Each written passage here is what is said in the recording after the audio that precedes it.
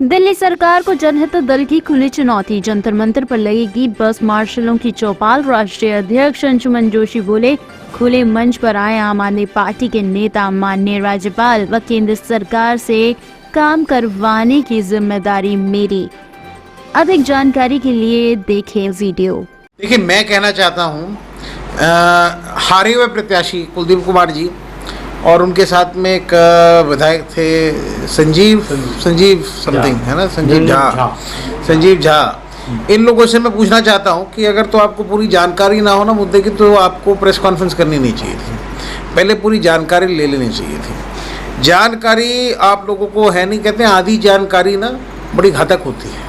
तो मैं आज आपको समझा देता हूँ थोड़ा सा आपकी नॉलेज के लिए, आपको शायद पता नहीं है मुद्दा अच्छे से।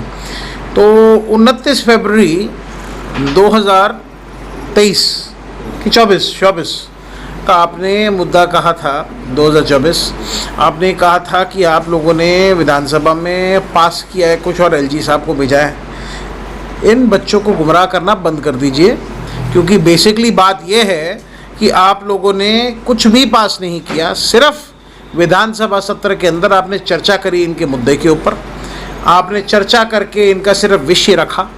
आपने कोई बिल पारित नहीं किया, बिल पास नहीं किया। अगर आपके अंदर दम है ना, पहली बात तो आप जिस लीडरशिप में से आते हो, मुझे नहीं लगता आपके अंदर वो ताकत है कोई डिसीजन लेने की। जिसके पास ताकत है डिसीजन लेने की, उसको बैठना चाहिए था प्रेस कॉन्फ्रेंस में। और प्रेस कॉन्फ्रेंस में बैठने से पहले ये आपने एलिगेशन लगाया माननीय एलजी साहब दिल्ली के, उनके ऊपर। मैं आपसे पूछना चाहता हूँ, एक बहुत इंपॉर्टेंट क्वेश्चन है मेरा, कि आप लोगों ने बिल पारित कर दिया क्या? जब आप लोगों ने बिल पारित ही नहीं किया इन लोगों को रीइंस्टेट करने के लिए, तो आप ये कैसे कह सकते हैं? मोस्ट इम्पॉर्टेंट बात और सबसे इम्पॉर्टेंट बात अभी ये है, आपको ये जानना बहुत ज़्यादा ज़रूरी है।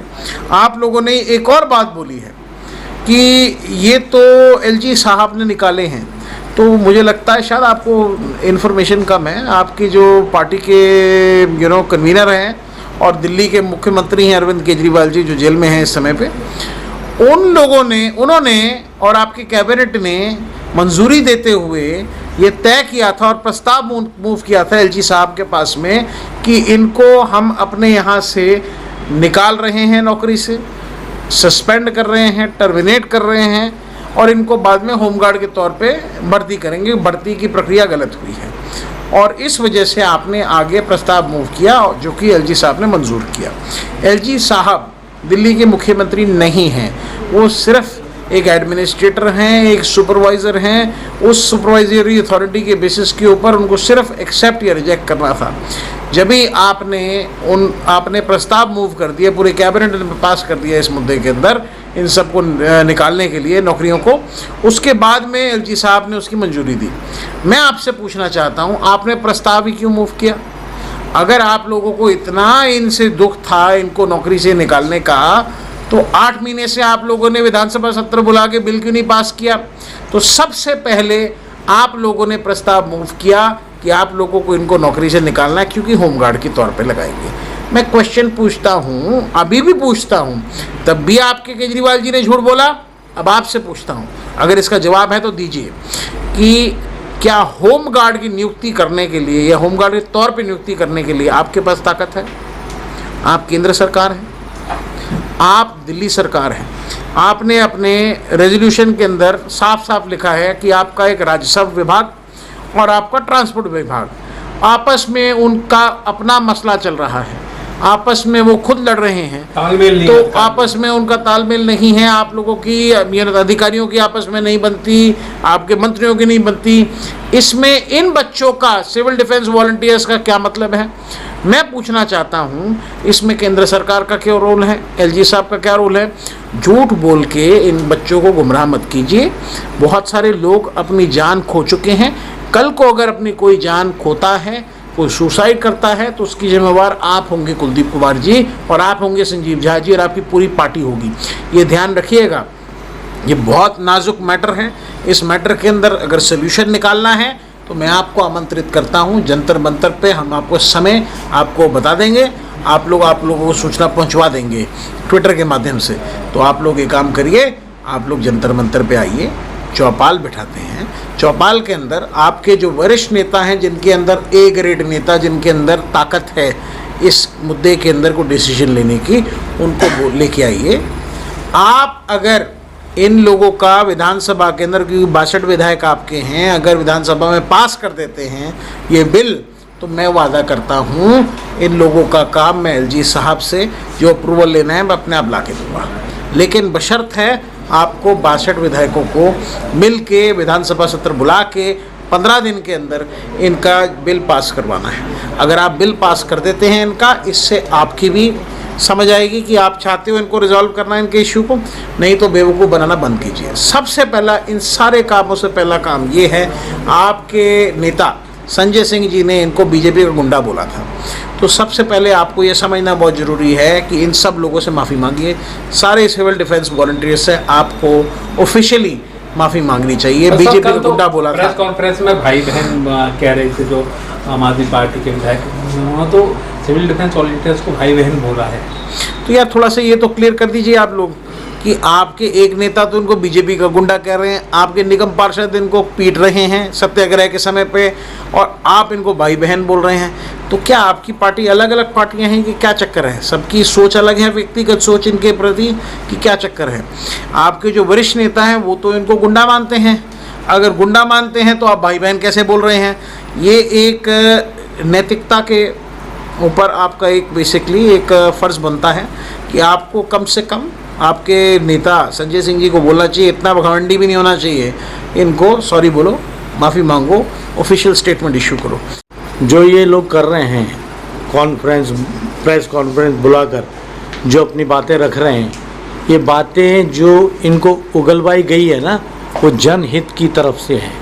आज जनहित इनकी पावर में आ गई है सिविल डिफेंस की, तो आज इनको दुख हो रहा है और ये प्रेस कॉन्फ्रेंस कर रहे हैं बार बार, और उस मुद्दे पे लेके कि भाई अगर इनको इतना ही डर है तो चैलेंज है हमारा भी इनके लिए कि चौपाल पे जो जंतर मंतर पे आइए, आमने सामने बैठिए, और 10,000 जो 792 सिविल डिफेंस वॉलंटियर्स हैं इनका जवाब दीजिए। आज सचिवालय के बाहर बैठने को जगह नहीं मिल रही है। इनको क्या लगता है ये मजाक है? 8 महीने से किसी का परिवार भूखा मर रहा है, वो रोडों पे नौकरी के लिए धक्के खा रहा है, बेरोजगार फिर रहा है, किसी की पत्नी, किसी के बच्चे, किसी के माँ बाप, इनको किसी का दुख दर्द नहीं दिखाई देता है, इन्हें अपनी राजनीति दिखाई देती है। इसलिए तो इन्हें 8 महीने बाद होश आया है कि इस रेजुलेशन का जो हमने वो पास किया है उसको दिखा दें। बिल लाइए भाई मेरे, 62 हो आप, बिल लाइए ना, हम देखते हैं कौन इस बिल को रोकता है। आप बनाइए इनका सिस्टम, जब आपको पता है कि आपने इसमें भ्रष्टाचार किया है, ये नौकरी ही गलत लगाई है, जिसकी वजह से आप इसमें जवाब नहीं दे पा रहे हैं, और कोई आपको जवाब देगा ही क्यों? आप क्यों चाहते हैं बीजेपी करे? अरे बीजेपी सेंटर में गवर्नमेंट है, अगर दिल्ली में गवर्नमेंट होती तो ये आज बीजेपी के दरवाजे खड़े होते। अनिल नाम है मेरा। अभी हमारे जनहित दल के राष्ट्रीय अध्यक्ष अंशुमन जोशी ने जैसे कि अभी बोला, उन्होंने हम फेस टू फेस आमने सामने बैठकर जो मार्शल के विषय है उस पर चर्चा करें। चौपाल की बात हो रही है, चौपाल की बात हो, चर्चा करें। जैसे ये 29 फरवरी को एक संकल्प पत्र जारी किया था दिलीप पांडे जी ने, तो कोई ऐसा कोई बिल नहीं है, वो प्रस्ताव है। अगर वो कोई बिल पारित करना चाहते हैं या कुछ भी एक दूसरे के पीठ पीछे आरोप प्रति आरोप लगा रहे दोनों पार्टी, तो आज एक खुला चैलेंज दिया गया है, साहब सभी एक मंच पे आए, वहाँ सामने बैठ के जो भी चौपाल लगेगी सामने बैठ के जो भी सवाल का जवाब है वो दिया जाए। नमस्कार, मेरा नाम ऋतु है। मैं ये कहना चाहती हूँ कि अगर ये लोग कहते हैं कि हम कोई कॉन्फ्रेंस मीटिंग कर रहे हैं, वो भी कॉन्फ्रेंस मीटिंग कौन कर रहा है? जो कुलदीप सिंह है, कुंडली की विधायक थे, एमपी के इलेक्शन में हार चुके हैं पूरी तरह से। अगर उन्हें कॉन्फ्रेंस मीटिंग करनी है तो रेवेन्यू डिपार्टमेंट के आतिशी मैडम को लेकर आए ना, उनके साथ करें कॉन्फ्रेंस मीटिंग, या तो संजय सिंह को लेकर जो हमें कहते हैं कि बीजेपी के हम गुंडे हैं, तो हम मानेंगे ना कोई हमारे लिए कर रहा है। अगर कॉन्फ्रेंस मीटिंग करनी है बड़े लेवल पे करो ना आप लोग। तो सर मैं ये कहना चाह रहा हूँ कि आम आदमी पार्टी हो या बीजेपी की हो, ये दोनों लोग ये कॉन्फ्रेंस पे बात कर रहे हैं, इसको हम कैसे माने? अगर बात को अगर ये सही कर रहे हैं लोग, तो खुले मंच में जंतर मंतर आ जाएं लोग, ये दोनों पार्टी के लोग और नेतागण लोग, और ये सामने बैठ कर चौपाल लगा करके बोल रहे लोग और कहें लोग लिखित में ये अपनी कागज दिखाएं, अपनी दिखाएं। हम कहना चाहते हैं जैसे कि हम पिछले 8-9 महीने से देखते आ रहे हैं, दिल्ली सरकार यानी आम आदमी पार्टी की सरकार है, ये भी राजनीति करते आए हैं हमारे साथ। कहना चाहती, जैसे कि आप लोगों ने देखा हमारे सभी साथियों ने कुछ न कुछ बोला है, ठीक है। तो भाइयों और बहनों, मुझे आपसे यही रिक्वेस्ट है कि आप लोग, हम लोग इसी चीज़ का तो वेट कर रहे थे कि आम आदमी पार्टी और बीजेपी पार्टी ये दोनों आमने सामने आए, जिससे क्या है हमारा मुद्दा उछाला जाए, जिससे हम लोगों को इंसाफ मिले, ठीक है।